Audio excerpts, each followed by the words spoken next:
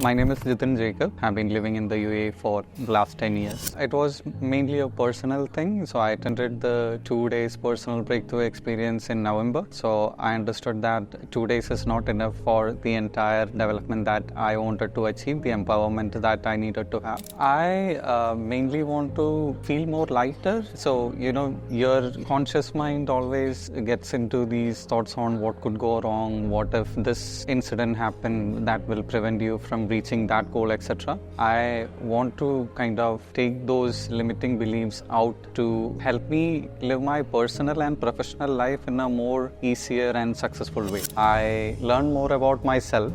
I learned how to be comfortable with myself, how a realization that there is so much of energy that's within you, and that trust is all you need to go to the next level. I had literally 3 pages written with limiting beliefs, around 30.